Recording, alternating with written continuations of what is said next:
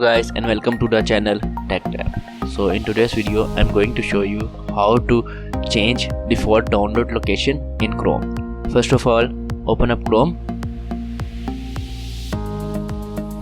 and go to options and settings.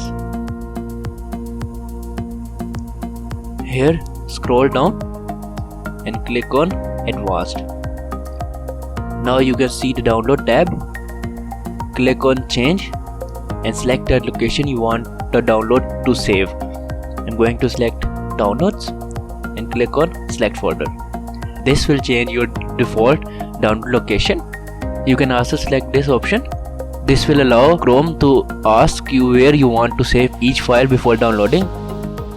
And that's it. So guys, if you like the video, then like the video, share your videos, ideas and suggestions in comment, and share it with your friends and family. See you guys in the next video. Till then, take care and goodbye.